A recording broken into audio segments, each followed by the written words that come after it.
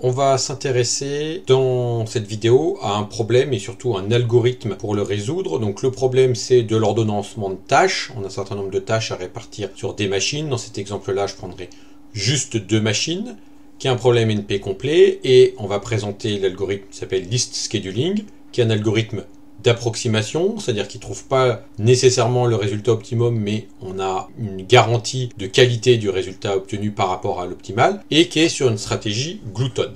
Alors le problème s'appelle P parallèle Cmax, donc ça c'est une notation générale pour classifier un certain nombre de problèmes d'ordonnancement, je ne vais pas du tout expliquer, que je présente ici uniquement pour 2 processeurs. Alors c'est un problème qui est très proche de l'exemple de cette partition, vous pouvez aller voir en haut, et qui se généralise. Alors l'objectif ici, c'est on a une liste de n entiers qui vont représenter ces n entiers les coûts des tâches qu'on a exécutées. On a 2 processeurs, un processeur 1 et un processeur 2, et on veut répartir ces tâches, l'ensemble des tâches, soit sur le processeur 1, soit sur le processeur 2, avec pour objectif de finir au plus vite. Donc, il y a la liste L1 qui va être la liste des tâches effectuées par le processeur L2 la liste des tâches, enfin plus exactement la liste des coûts des tâches effectuées par le processeur 2. Le temps d'exécution sur le processeur 1, ce sera la somme des coûts des tâches pour le processeur 1, donc la somme des éléments de L1. Pareil pour la liste 2. Et ce qu'on veut, c'est que la liste qui finisse au plus tard, c'est-à-dire le max de ces deux-là, le processeur qui finit au plus tard, soit minimal. Alors par exemple, si je prends ici une liste de coûts, j'ai une tâche qui va durer 3 secondes, une autre 3 secondes, une 2 secondes, une seconde, 4 secondes, etc. Je peux, cette liste-là, la partitionner de façon optimale en 2 listes de longueur 17, qui ont exactement le même poids. Donc comme j'ai le même poids pour les deux, je sais que c'est optimal. Alors, trouver comme ça un partitionnement qui est plus petit qu'une borne donnée, c'est un problème de décision qui a une P complet, ou plus exactement le problème d'optimisation qui est défini ici, est un problème NP complet. Donc vous pouvez voir en haut les définitions d'optimisation, etc. et de problème NP complet. Alors, l'algorithme List Scheduling, il est assez intuitif, c'est j'ai mes 2 machines, j'ai ma liste de tâches, je vais les prendre une par une dans l'ordre de la liste, et chaque fois, je vais attribuer la tâche au processeur 1 ou au processeur 2, selon celui qui est disponible le plus tôt, ou dit autrement, les listes L1 et L2 sont construites les unes après les autres, je vais mettre dans la liste qui est de poids minimal, c'est-à-dire dont la somme des éléments est plus petite. Alors on peut écrire comme ça, je prends chaque élément x de L, si la somme des éléments de la liste L1 est plus petit que ceux de la liste L2, je rajoute x après L1, et sinon je rajoute x à la fin de L2. Alors on va donner un petit exemple. Si je reprends la liste que j'avais juste avant ici, je commence, S1 vaut 0, S2 vaut 0, donc le 3, je vais le mettre dans la liste 1. Ensuite, j'ai S2 qui vaut 0, S1 qui vaut 3. Donc, la seconde tâche 3, je vais le mettre dans L2 parce que S2 est plus petit que S1. Et je mets S2 à jour. Quand c'est égal, je mets dans la liste 1 de façon purement arbitraire. J'ai un 2, je vais le mettre dans la liste 1. Ensuite, j'ai un 1, je vais le mettre dans la liste 2 parce que S2 vaut 3 et que S1 vaut 5. Le 1, je vais le mettre ensuite dans la liste 2. Ensuite, le 4, je le mets dans la liste S2 parce qu'elle avait un poids de 4 alors que S1 avait un poids de 5. Maintenant, le suivant, je vais mettre dans la liste 1, ensuite dans la liste 2, ensuite dans la liste 1 et encore dans la liste 1. Et à la fin, j'ai 19 et 15, qui est un résultat assez convenable d'équilibrage. Mais on voit qu'on n'est pas à l'optimum qui était de 17, 17. Ce qu'on peut démontrer, c'est que cette heuristique de liste donne un résultat qui est au plus 3/2 fois l'optimal. Pour 2 processeurs, pour plus de processeurs, c'est pas le même ratio d'approximation, j'en parlerai après. C'est-à-dire que quand j'applique ça, là j'avais 15, 19, ce que je sais c'est que la tâche la plus grande, ici 19, ce sera au plus 1,5 fois l'optimal qui était 17. Et donc c'est un algo qui est très facile à appliquer là, parce que on fait ça en ligne directement et on met à jour. C'est linéaire, ça va extrêmement vite, et on a une garantie du résultat qui est pas optimale, mais qui est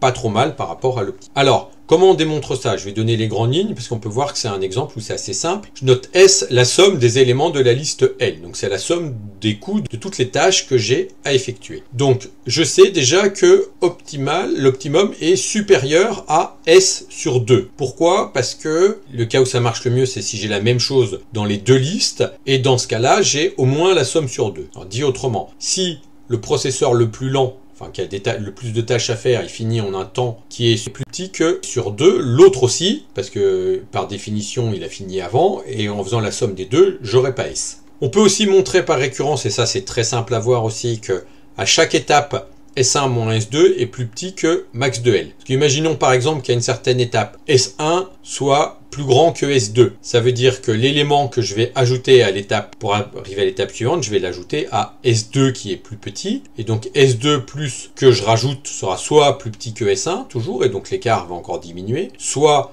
va dépasser, mais il va dépasser au plus de l'élément que j'ai rajouté, et donc au plus max de L.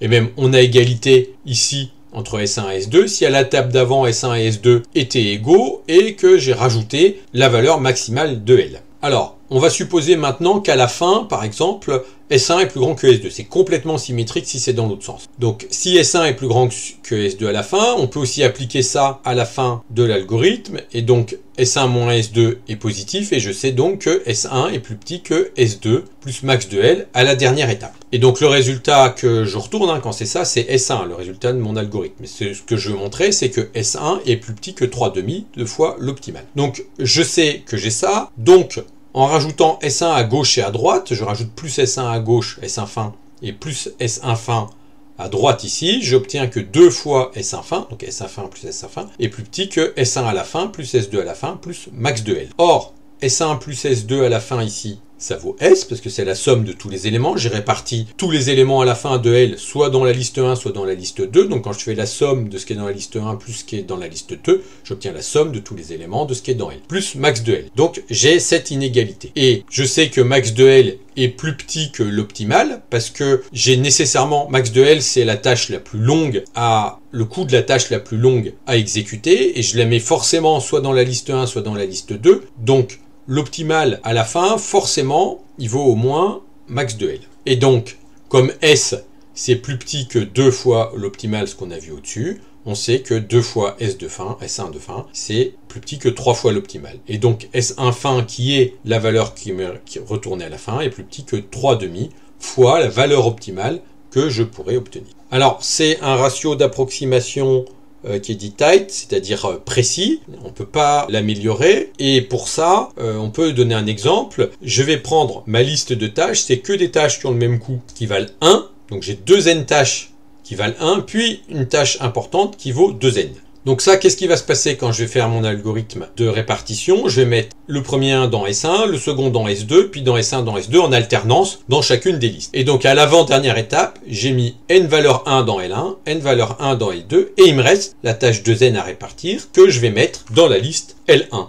Et donc à la dernière étape de l'algorithme, ma liste L1, elle a que D1 puis 2n, donc la somme, ça vaut 3n, et ma liste 2 vaut que D1, et la somme vaut n. Et donc j'ai une valeur de retour de 3n, alors que l'optimal c'est 2n, et l'optimal il consiste à quoi? À mettre tous les 1 sur une machine, et le 2n sur l'autre machine. Et donc là, on voit bien que me retourne mon résultat avec l'e-scheduling, c'est exactement 3,5 2 fois l'optimal, donc ce ratio-là ne peut pas être amélioré, parce qu'il y a des cas où on l'atteint. Alors, c'est un problème qui se généralise à M machines, si j'en prends plus. On peut faire exactement la même heuristique. Donc, si on a M machines, là, on est toujours dans l'objectif de minimiser la machine qui prend le plus de temps. Donc, la liste qui a la somme la plus haute, on veut la minimiser. Et on peut montrer, alors c'est exactement la même preuve, sauf qu'il faut rajouter les autres éléments, que le ratio d'approximation est 2 moins 1 sur M fois l'optimal. Donc, c'est pour ça qu'on dit qu'en général, l'e-scheduling,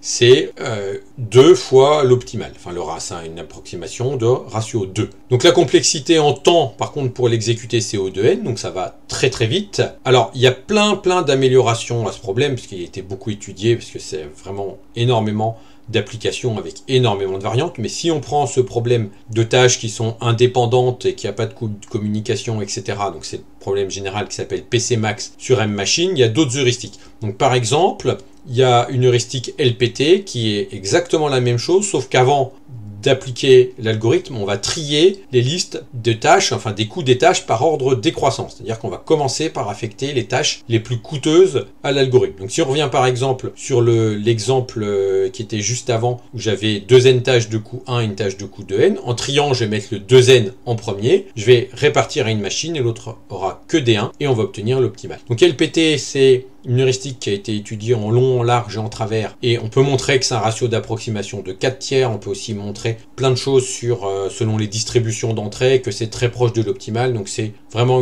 une heuristique qui est très simple et qui marche très bien. Alors il en existe d'autres, par exemple il y en a une plus récente qui s'appelle Slack, qui va découper en paquets, qui va utiliser le fait qu'on a M machine et qui est aussi, alors qui est un petit peu plus compliqué à mettre en place, qui a une complexité similaire en temps du n-log-n puisqu'il faut trier, il y a un peu plus de travail, et qui donne des résultats même un tout petit peu meilleur, pas toujours meilleur que LPT, mais en général un tout petit peu meilleur que LPT, donc qui est aussi très efficace.